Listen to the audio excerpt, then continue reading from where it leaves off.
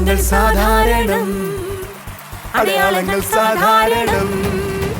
അത്ഭുതങ്ങൾ സാധാരണം, അടയാളങ്ങൾ സാധാരണം. യേശു വന്നാൽ, യേശു തൊട്ടാൽ, യേശു വന്നാൽ, യേശു തൊട്ടാൽ പാപമെല്ലാം മാറിപ്പോകും, ശാപമെല്ലാം തീർന്നു പോകും. അത്ഭുതങ്ങൾ സാധാരണം, അടയാളങ്ങൾ സാധാരണം. അത്ഭുതങ്ങൾ സാധാരണം, അടയാളങ്ങൾ സാധാരണം.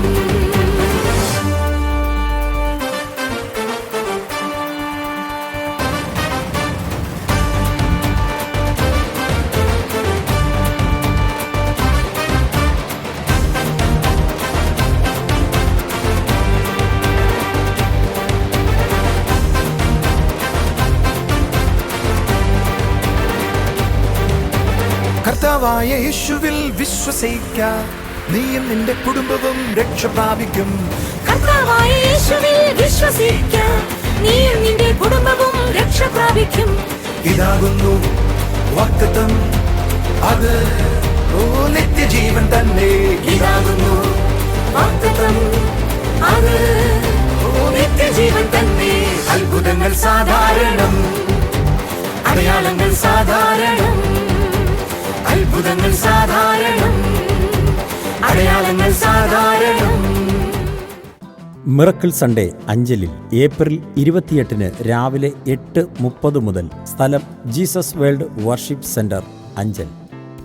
Healing and deliverance camp Thiruvananthapuram May 1-2 തീയതികളിൽ ബ്രദർ ജോൺ താരു ശുശ്രൂഷകൾക്ക് നേതൃത്വം നൽകുന്നു. സ്ഥലം കോട്ടയ്ക്കാട്ട് കൺവെൻഷൻ സെന്റർ, നവജീവൻ സ്കൂളിന് എതിർവശം, നാലാഞ്ചിറ. കർത്താവിൻ്റെ അതിപരിശുദ്ധ നാമം വാഴ്ത്തപ്പെടുമാറാകട്ടെ. അനുഗ്രഹിക്കപ്പെട്ട ഈ നല്ല ദിവസത്തിനായി കർത്താവിനെ സ്തുതിക്കുകയാണ്. ഇന്ന് നമ്മൾ കേൾക്കാൻ പോകുന്നത് നിങ്ങളുടെ ജീവിതത്തെ മാറ്റുന്നതാണ്. ജോസഫിനുണ്ടായ അനുഭവത്തിൽ ജോസഫ് എങ്ങനെയാണ് തൻ്റെ ലൈഫിൽ കർത്താവ് ചെയ്ത ഓരോ നന്മയിലും കർത്താവിനോടുള്ള ബന്ധത്തിലായിരുന്നത് നമുക്ക് നോക്കാം. ജോസഫിനെ കർത്താവ് അനുഗ്രഹിച്ചു, ഉയർത്തി. അപ്പോൾ ജോസഫ് പറയുന്നൊരു കാര്യമുണ്ട്, എൻ്റെ സകല കഷ്ടങ്ങളിലും അതിലെല്ലാം മറക്കുന്ന വിധത്തിൽ, ആ വേദനകൾ മറക്കുന്ന വിധത്തിൽ കർത്താവ് എന്നെ അനുഗ്രഹിച്ചു. അതിനുശേഷം നമുക്ക് കാണാൻ കഴിയും ജോസഫിൻ്റെ കഴിവുകൾ ഒന്നുകൂടെ പുറത്തു വരുന്നത് നമുക്ക് കാണാൻ കഴിയും. ജോസഫിന് കർത്താവ് നല്ലൊരു പൊസിഷനെ കൊടുത്തു, അനുഗ്രഹങ്ങളെ കൊടുത്തു. തൻ്റെ സഹോദരന്മാർ തന്നെ വേദനിപ്പിച്ചവർ മുൻപിൽ വന്നപ്പോൾ പോലും ജോസഫിന് ക്ഷമിക്കാൻ കഴിയുന്ന ഒരു അനുഭവത്തിലായിരുന്നു ജോസഫ് ആയിരുന്നത്.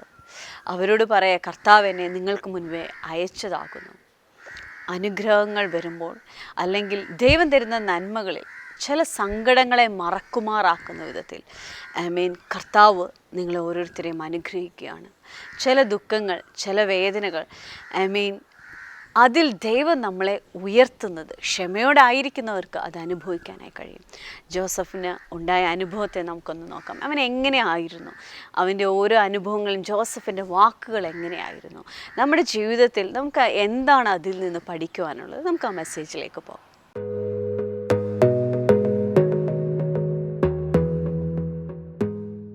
സങ്കീർത്തനക്കാരൻ പറയുന്നത്, he prepare a table for me.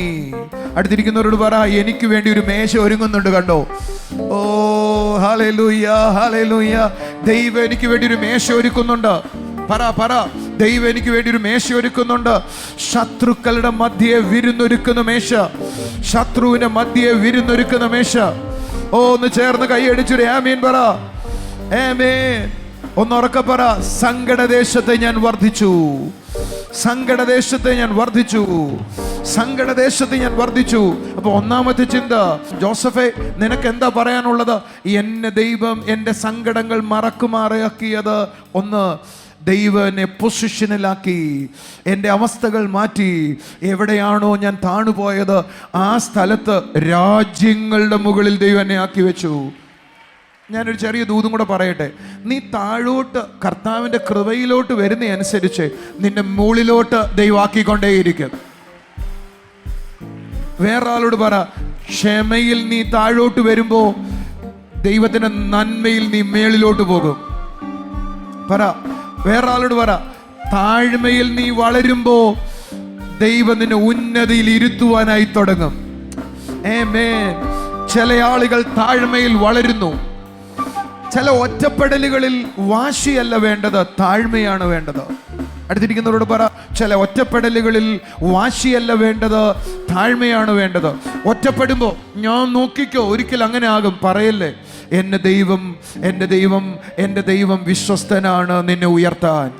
ഒരു നല്ല ആമീൻ പറഞ്ഞാട്ടെ. ചില പെൺകുട്ടികളെ കണ്ടിട്ടുണ്ട്, ചില ആൺകുട്ടികളെ കണ്ടിട്ടുണ്ട്.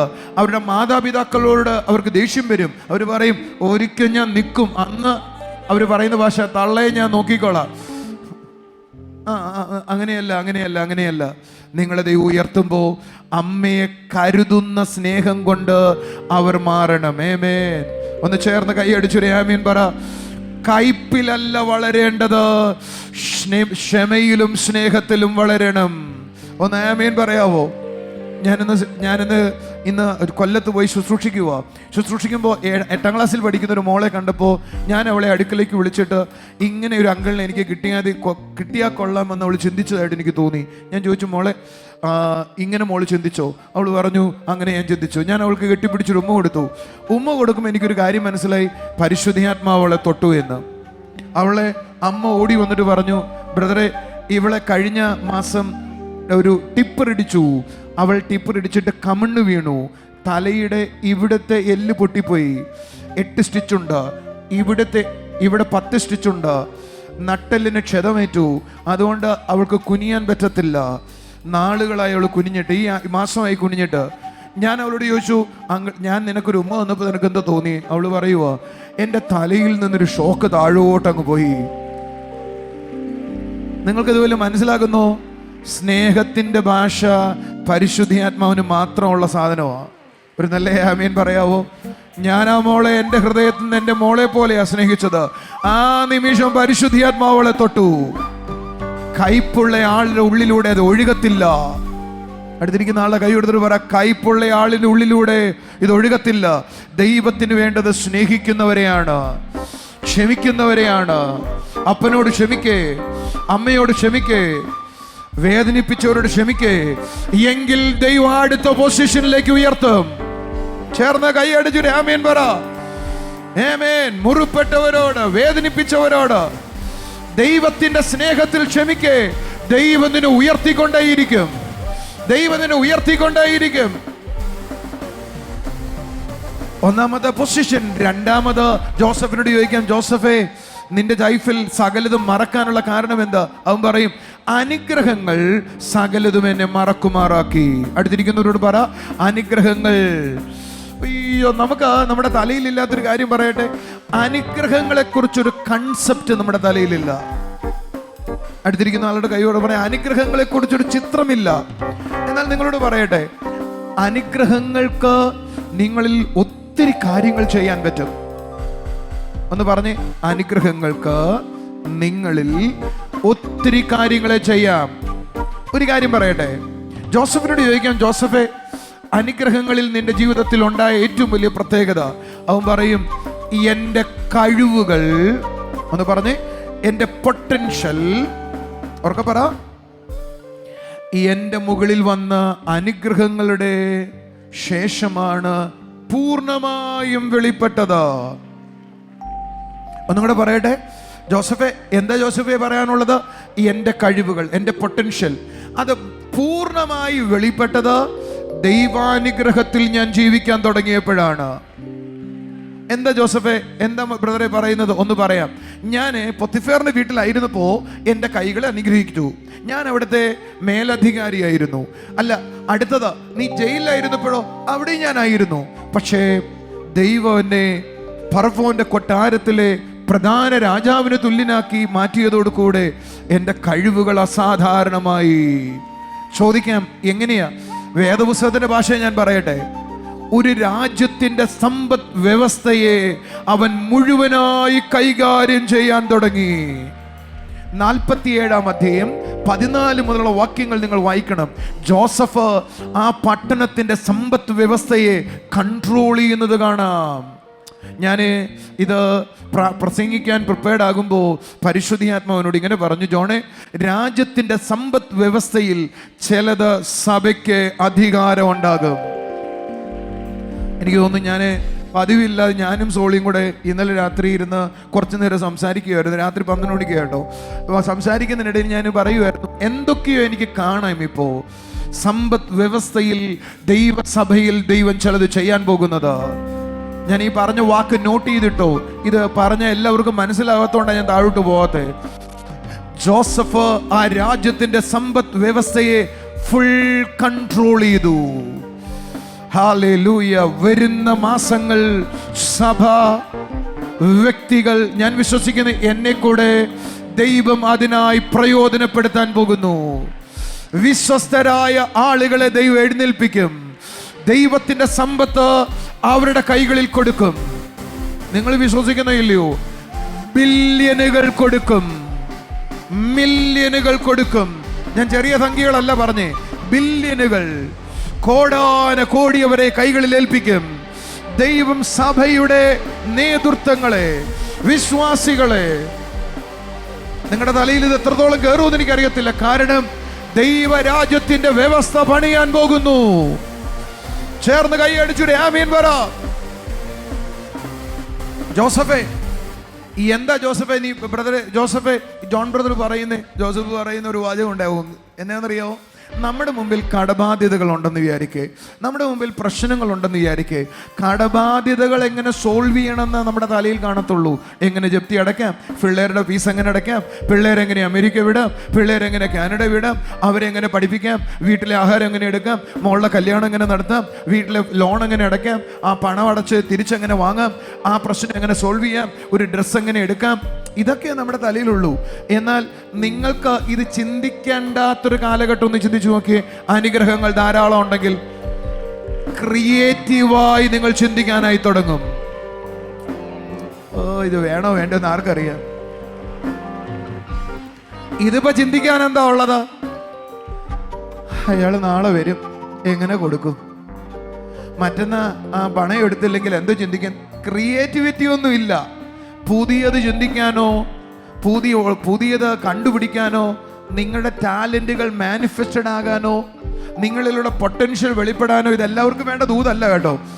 അതിനുവേണ്ടി സാധനമൊന്നും ചിന്തിക്കാൻ സമയമില്ല. കാരണം കടം തീർക്കുന്നത് എങ്ങനാ, പിള്ളേരെ പഠിപ്പിക്കുന്നത് എങ്ങനാ, പിള്ളേരെ കെട്ടിക്കുന്നത് എങ്ങനാ, ഇത് ചിന്തിച്ച് ചിന്തിച്ച് നിങ്ങളുടെ ജീവിതാവസാനം തീരും.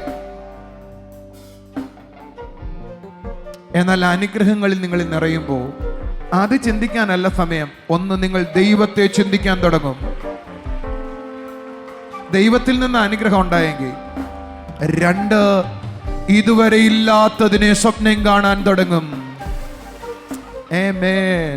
പരിശുദ്ധാത്മാവിനോട് പറഞ്ഞത്, ജോണേ, നിന്റെ തലയില് അതെങ്ങനെയാ ഇതെങ്ങനെയാന്നുള്ള ടെൻഷൻ ഉണ്ടാക്കുന്ന കാര്യങ്ങൾ ആ കൊട്ടൊഴിയാൻ പോകുന്നു. ആമീൻ പറ. ആ കൊട്ട ഒഴിയാൻ പോകുന്നു. കൂടുതൽ ആളുകൾ ക്രിയേറ്റിവിറ്റിയിലേക്ക് വരുന്ന വിധത്തിൽ. എനിക്ക് മനസ്സിലായി, ജോസഫ് ജയിലിൽ കിടന്നപ്പോ ഉണ്ടായ പൊട്ടൻഷ്യൽ അല്ല ഇപ്പോ. അനുഗ്രഹത്തിൽ വന്നപ്പോ ഒരു രാജ്യത്തിന്റെ സമ്പത്ത് മുഴുവൻ കൈകാര്യം ചെയ്യാനുള്ള ആ പൊട്ടൻഷ്യലിലേക്ക് ഉയർന്നു വന്നു. അനുഗ്രഹങ്ങൾ നിങ്ങളുടെ പൊട്ടൻഷ്യൽ കൂട്ടുവാനിടയാക്കും. കട്ടിയാണോ ആവോ? ഇല്ല, മനസ്സിലാകുന്നു. കൂടെ ഉണ്ടെങ്കിൽ കൈ അടിച്ചു ആമീൻ പറ. വേണ്ടവരൊന്ന് തുള്ളിച്ചാടി പറ, അനുഗ്രഹങ്ങളിൽ ഞാൻ വളരും. പറ, അനുഗ്രഹങ്ങളിൽ ഞാൻ വളരും. ശബ്ദകീർത്തി പറ. അമ്മയ്ക്ക് മരുന്ന് കൊടുക്കണം, അച്ഛന് പൈസ കൊടുക്കണം, അച്ഛന്റെ വീടിന്റെ ലോൺ അടയ്ക്കണം. അത് ചിന്തിച്ച തലയിൽ ഒരു പൊട്ടൻഷ്യലും വെള്ളത്തില്ല. അത് 4 മാറ്റി വെക്കണം. അതിന് വേണ്ടത് എൻ്റെ വീട്ടിൽ അനുഗ്രഹങ്ങൾ ഒഴുകണം. പിശാച് ചെയ്യുന്ന ഏറ്റവും വലിയ സൂത്രം പറയട്ടെ, പ്രഷർ ഉണ്ടാക്കുന്ന കാര്യങ്ങൾ നിങ്ങളുടെ തലയിൽ തരും. പ്രഷർ ഉണ്ടാക്കുന്ന കാര്യങ്ങൾ നിങ്ങളുടെ തലയിൽ തരും. കടഭാരം, പ്രശ്നങ്ങൾ, മറ്റു ചിന്തകൾ കൊണ്ടുവരുന്ന കാര്യങ്ങൾ നിങ്ങളുടെ തലയിൽ തരും. അതാണ് യൂട്യൂബ്, സെക്ഷൽ വീഡിയോസ്, മോശം കാര്യങ്ങൾ. നിങ്ങളുടെ ക്രിയേറ്റിവിറ്റി പോകും.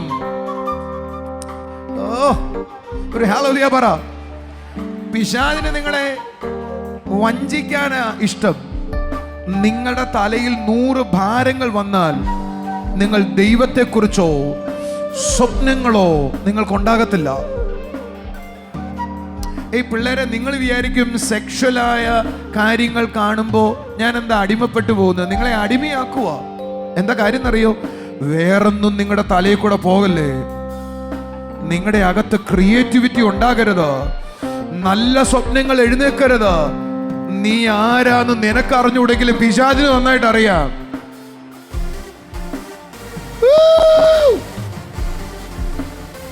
നിങ്ങൾ ശ്രദ്ധിച്ചേ, ഇന്നത്തെ യുവതലമുറ എന്തോ പറയുന്നേ, ഈ 1 മിനിറ്റ് വീഡിയോയ്ക്ക് എന്താ പറയുന്നത്? 1 മിനിറ്റ് വീഡിയോയ്ക്ക് എന്താ പറയുന്നത്? 1 മിനിറ്റ് വീഡിയോയ്ക്ക് റീൽസ്. പിന്നെന്താ പറയുന്നത്? ഷോർട്സ്. റീൽസും ഷോർട്സും. ഷോർട്സ് ഇട്ടുകൊണ്ട് ഷോർട്സ് ഉണ്ടാക്കാനും, എങ്ങനെയാ ഷോർട്സ് ഇട്ടുകൊണ്ട് പറയടാ, ഷോർട്സ് വീഡിയോ ഉണ്ടാക്കാനും. ഷോർട്സ് എന്ന് പറയുന്ന സാധനം, ഈ ചെറിയ സാധനത്തിന് ഷോർട്സ് എന്നല്ലേ പറയുന്നേ? അതാ പറഞ്ഞേ, ഷോർട്സ് ഇട്ടുകൊണ്ട് ഷോർട്സ് ഉണ്ടാക്കാൻ. നിങ്ങളുടെ ഹൃദയത്തിൽ നോക്കിക്കേ, നിങ്ങളുടെ ചിന്ത മുഴുവൻ അങ്ങനെ ഒരു കാര്യം എന്നെ എല്ലാവരും അറിയണം, അങ്ങനെ ഒരു സാധനം ഉണ്ടാക്കണം. ചെറുപ്പക്കാരുടെ തലയിൽ മുഴുവൻ അതേ ഉള്ളൂ. ആരും കണ്ടുപിടിക്കാത്ത ചിലതിലേക്ക് സ്വർഗം സ്വപ്നം തരുന്നതിനെ കാണാൻ സമയമില്ല. കാരണം എങ്ങനെ എൻ്റെ പബ്ലിസിറ്റി എന്ന് ചിന്തിച്ചുകൊണ്ടിരിക്കുന്നതിൻ്റെ ഇടയിലായത്. സഹോദരങ്ങളെ, നിങ്ങളുടെ തലച്ചോറിനെ ഡൈവേർട്ട് ചെയ്ത് വിടാൻ പിശാച് ശ്രമിച്ച സ്ഥലത്ത് നിന്ന് അനുഗ്രഹങ്ങൾ നിന്റെ ജീവിതത്തെ തലതിരിച്ചു മാറ്റി വയ്ക്കാൻ തുടങ്ങും. അടുത്തിരിക്കുന്നവരോട് പറ, സ്വപ്നങ്ങളാണ് വലുത്, ക്രിയേറ്റിവിറ്റിയാണ് വലുത്, പൊട്ടൻഷ്യൽ വളർത്തുകയാണ് വലുത്. അയ്യോ, നിങ്ങളുടെ കഴിവ് വളർത്തുകയാണ് വലുത്. വലിയ വലിയ സ്വപ്നങ്ങൾ കാണുന്നതാണ് വലുത്. മറ്റതെല്ലാം ചെറുതാണ്, കടമൊക്കെ പോകും. നിങ്ങളുടെ കൂടെ ഉള്ളത് ലോകത്തുള്ളതിനൊക്കെ വലിയവനാ. യേശു നിങ്ങളുടെ സ്ഥിതിയെ മാറ്റും. യേശു നിങ്ങളുടെ അവസ്ഥകൾ മാറ്റും. നിങ്ങൾ ചിന്തിക്കേണ്ടത് ക്രിയേറ്റിവിറ്റിയാണ്. യുവതലമുറയോട് പറയാനുള്ളത്, ക്രിയേറ്റീവായി ചിന്തിക്കേ, സ്വപ്നങ്ങൾ കാണ്. 50 വയസ്സായ ആളുകളോട് പറയാനുള്ളത്, ഇതുവരെ ആരും ചിന്തിച്ചിട്ടില്ല, അത് ചിന്തിക്കേ. കണ്ടോ, കുറച്ചു പേരെങ്കിലും ചാടുന്ന വിചാരിച്ചേ, അവരെങ്ങനെ നിൽക്കുക? കമോൺ, വായി തുറന്നു പറ, സ്വപ്നങ്ങൾ കാണ്. 50-ലും 60-ലും ആരും എത്തിപ്പെട്ടിട്ടില്ലാത്ത സ്ഥലത്ത് നീ ചെല്ലേ, നീ കയറി ചെല്ലേ. നിനക്കതിന് കഴിയോ?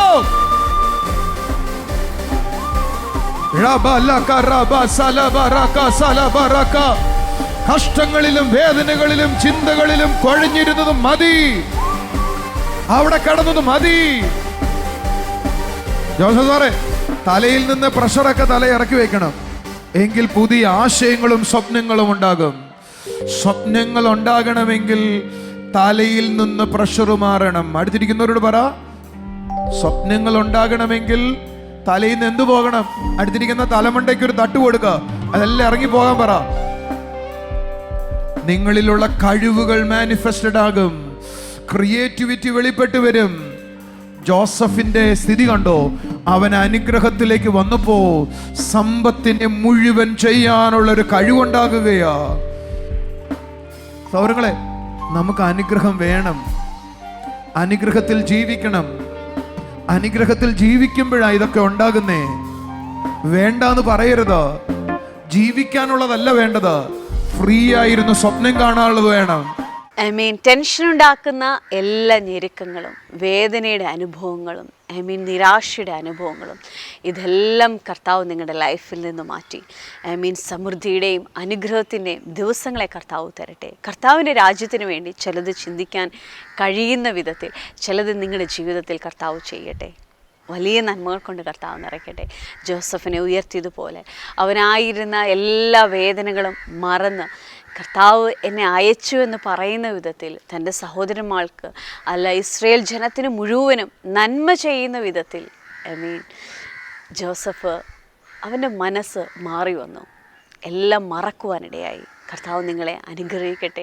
എല്ലാ വേദനകളും നിരാശകളും മറന്ന് ദൈവരാജ്യത്തിന് വേണ്ടി അല്ല ദൈവിക ഉദ്ദേശത്തിനനുസരിച്ച് ചിലത് ചെയ്യുവാൻ കർത്താവ് നിങ്ങളെ ഒരുക്കട്ടെ. നമുക്കിനിയും ചില സാക്ഷ്യത്തിലേക്ക് പോകാം. ഓരോ സാക്ഷ്യങ്ങളും കർത്താവ് നമ്മളോട് സംസാരിക്കുന്ന ജീവിക്കുന്ന ദൈവത്തിൻ്റെ അനുഭവത്തെയാണ്, സുവിശേഷത്തിൻ്റെ പ്രാധാന്യത്തെയാണ്. നിങ്ങൾ പറയുന്ന ഓരോ സാക്ഷ്യങ്ങളും അല്ലെങ്കിൽ നിങ്ങളുടെ അനുഭവങ്ങൾ പങ്കുവെക്കുമ്പോൾ വേറൊരാൾ കർത്താവിനെ അറിയുകയാണ്, വേറൊരാൾ വിശ്വാസത്തിൻ്റെ അല്ലെങ്കിൽ പ്രത്യാശയുടെ അനുഭവത്തിലേക്ക് വരികയാണ്. നമുക്ക് ആ സാക്ഷ്യത്തിലേക്ക് പോകാം.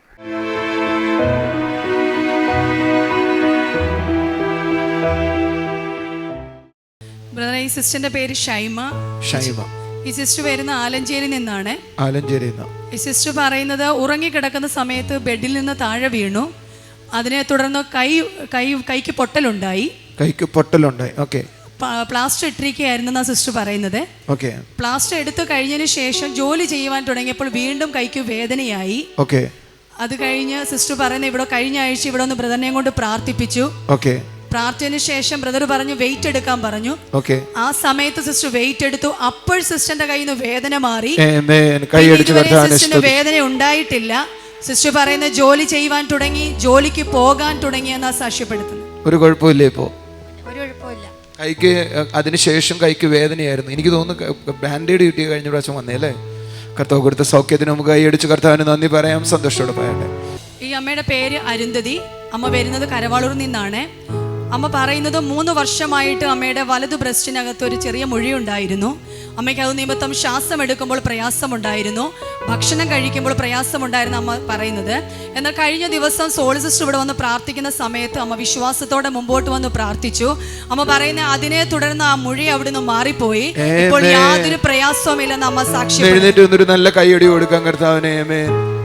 എത്ര നാളായിട്ട് മുഴയുണ്ടായിരുന്നു? ഒരു വർഷമായിട്ടുണ്ടായിരുന്നു.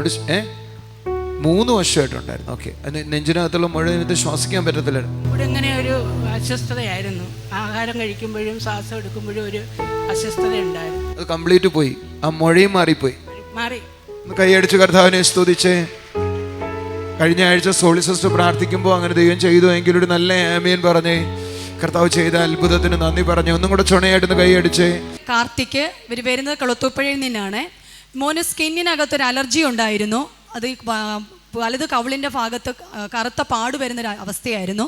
എന്നാൽ പുനലൂർ ഹോസ്പിറ്റലിൽ കൊണ്ടുപോയി ഡോക്ടറെ കാണിച്ചപ്പോൾ ഡോക്ടർ പറഞ്ഞു തിരുവനന്തപുരത്ത് കൊണ്ടുപോയി ഹോസ്പിറ്റലിൽ കൊണ്ടുപോയി ഡോക്ടറെ കാണിക്കണമെന്ന് പറഞ്ഞിരുന്നു. എന്നാൽ ഈ അമ്മ വിശ്വാസത്തോടെ പ്രാർത്ഥിക്കാൻ തുടങ്ങി. അമ്മ പറയുന്നത് ഇപ്പോൾ ചെറിയൊരു പാട് മാത്രമേ ഉള്ളൂ, ആ പാട് മുഴുവനായിട്ട് മാറുവാനെ കൊണ്ട് ഇടയായി തീർന്ന സാക്ഷി. പുനലൂർ ഹോസ്പിറ്റലിൽ കാണിച്ചു. ഡോക്ടർ എന്താ പറഞ്ഞു? മോനെ സ്കാൻ ചെയ്യാൻ പറഞ്ഞു എന്ന് പറഞ്ഞ് ഡോക്ടറിന് അതിന് ഡൗട്ട് ഉണ്ടായിരുന്നു, അത് മറ്റെന്തെങ്കിലും ആണോ എന്നൊരു ഡൗട്ട് ഉണ്ടായിരുന്നു. അതിനുശേഷം മെഡിക്കൽ കോളേജിൽ പോകാൻ പറഞ്ഞു. എങ്ങനെയാ പറഞ്ഞു? എന്നാൽ ഇപ്പോൾ പൂർണ്ണമായിട്ടും മാറി. ആ കളർ മാത്രമേ ഇപ്പോൾ അവിടെ ഉള്ളൂ. ഒന്നും കൂടെ കൈയടിച്ച് കർത്താവിനെ സ്തുതിച്ചേ. സാധാരണ ഇങ്ങനെ വരുന്നത് സ്കിൻ ക്യാൻസറിൻ്റെ ആരംഭമാണ്. അതുകൊണ്ട് ആ കളർ കാണിച്ചപ്പോൾ ഡോക്ടർ സ്കാൻ ചെയ്യാനൊക്കെ പറഞ്ഞ്. എന്നാൽ കർത്താവ് കൊടുത്ത അത്ഭുതത്തിന് നമുക്ക് നന്ദി പറയാം. ഒന്ന് ചുണയായിട്ട് കൈയടിക്കാം. യേശു ചെയ്ത നന്മയ്ക്ക് നന്ദി പറയാം. അടുത്തിരിക്കുന്നവരോട് പറഞ്ഞ അത്ഭുതങ്ങൾ സാധാരണ എന്ന് പറഞ്ഞേ. നന്ദി യേശുവേ, നന്ദി യേശുവേ, നന്ദി യേശുവേ പറഞ്ഞേട്ടെ. അതേപോലെ ഈ അമ്മ പറയുന്നത് ഈ മോന് 10ാം ക്ലാസ് എക്സാം എഴുതുന്ന സമയത്ത് വളരെ പ്രയാസമായിരുന്നു. എന്നാൽ മോൻ അമ്മയോട് പറഞ്ഞു അമ്മ വിശ്വാസത്തോടെ പ്രാർത്ഥിക്കണമെന്ന്. അമ്മ പറയുന്നത് നല്ല റിസൾട്ട് ലഭിച്ചു. ഇപ്പോൾ ഡിഗ്രി 2nd ഇയറിൽ മോന് പഠിക്കുകയാണ്. കൈയടിച്ച് കർത്താവിനെ സ്തുതിച്ചാട്ടെ. അതേപോലെ ഇവർ ഇന്ന് വരുന്ന വഴിക്ക് ഒരു ആക്സിഡന്റ് ഉണ്ടായി. എന്നാൽ അതിനകത്ത് ഒരു കുഴപ്പവുമില്ലാതെ സുരക്ഷിതമായി എത്തിച്ചേരുവാൻ ദൈവം അവരെ സഹായിച്ചു എന്ന് സാക്ഷ്യപ്പെടുന്നു. കൈയടിച്ച് കർത്താവിനെ സ്തുതിക്കാൻ നമുക്ക് സന്തോഷത്തോടെ പോയട്ടെ. മിറക്കിൾ സൺഡേ അഞ്ചലിൽ ഏപ്രിൽ 28 രാവിലെ 8:30 മുതൽ. സ്ഥലം Jesus world worship centre, Anchal. Healing and deliverance camp Thiruvananthapuram May 1-2 തീയതികളിൽ ബ്രദർ ജോൺ താരു ശുശ്രൂഷകൾക്ക് നേതൃത്വം നൽകുന്നു. സ്ഥലം കോട്ടയ്ക്കാട്ട് കൺവെൻഷൻ സെന്റർ, നവജീവൻ സ്കൂളിന് എതിർവശം, നാലാഞ്ചിറ. ആമേൻ. അനുഗ്രഹിക്കപ്പെട്ട ദൈവിക സൗഖ്യങ്ങൾക്കായി നന്ദി പറയുന്നു. Thank you Jesus. ആമേൻ. ഞങ്ങളെ കാണുന്ന കുടുംബങ്ങളെ അവിടുത്തെ കരങ്ങളിൽ ഏൽപ്പിക്കുന്നു കർത്താവ്. എന്നെ കാണുന്നവർ, വേദനയോടായിരിക്കുന്നവർ, ഭാരത്തോടായിരിക്കുന്നവർ, നിരാശയിലായിരിക്കുന്നവർ, ഒരുമിച്ച് കർത്താവിൻ്റെ കരങ്ങളിൽ ഏൽപ്പിച്ചാട്ടെ.